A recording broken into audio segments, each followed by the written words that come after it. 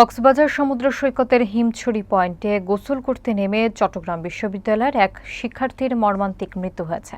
এ ঘটনায় নিখোঁজ রয়েছেন আরও 2 শিক্ষার্থী। বিস্তারিত থাকছে আরাফাত শিকদারের প্রতিবেদনে।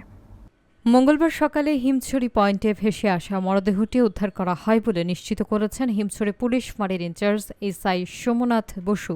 তিনি জানান, 3 জন সৈকতে গোসলে নেমে স্রোতের টানে ভেসে যান। এর মধ্যে একজনের মরদেহ উদ্ধার করা হয়েছে, বাকিদের খোঁজে উদ্ধার কাজ চলছে। নিহত শিক্ষার্থীর নাম KM হাসানুর রহমান সাদমান রহমান সাবাব। তিনি ঢাকার মিরপুর পল্লবী দক্ষিণ A7 এলাকার বাসিন্দা।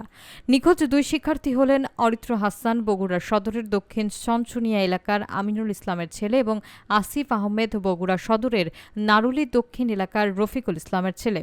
3 জনই চট্টগ্রাম বিশ্ববিদ্যালয়ের ডেভেলপমেন্ট স্টাডিজ বিভাগের 2023-24 শিক্ষাবর্ষের শিক্ষার্থী। সোমবার 4 বন্ধু কক্সবাজার ভ্রমণে আসেন।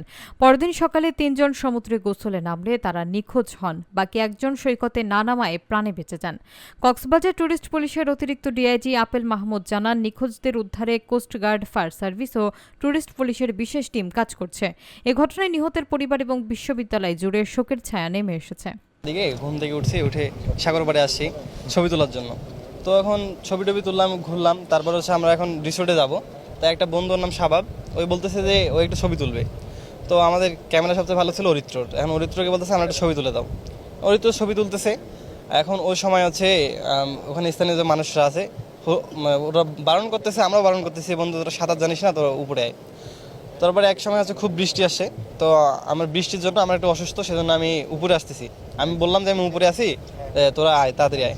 তারপর আমার পিছনে ফারহান আসছে। আমি আসি মাত্র বসছি, ফারহান আমাকে ডাকতেছে, বন্ধু ওদেরকে ডেকে নিয়ে আসো, ওরা তো ডুবে যাচ্ছে। গতকাল পরীক্ষা শেষে, এই জন্য আজকে আমরা ট্যুরে আসছি কালকে রাতে। এটা একটা দূরবর্তী এরিয়া এবং এটা হলো টুরিস্ট পুলিশের এরিয়ার বাইরে। আর এটা কোনো বিচও না, কোনো পর্যটকরা এসে গোসলও করেন না। ওনারা অতি উৎসাহিত হয়ে ছবি তোলার জন্য এখানে এসেছেন। আর বিশেষ করে সবাইকে বলা হয়েছে, শুধু এই জায়গাটা না, এই মাথা থেকে ও মাথা পর্যন্ত আমরা টুরিস্ট পুলিশ কিন্তু নেমে সবাইকে উঠিয়ে দিচ্ছি, কিন্তু কেউ কথা শুনছেন না। যারা শুনছেন না তাদেরকে ফোর্সফুলি তুলে দিয়েছি।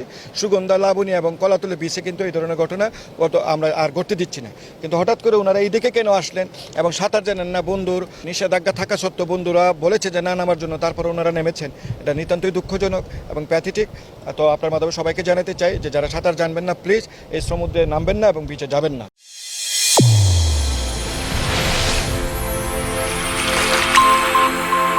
চ্যানেল A1 হৃদয়ের স্পন্দন।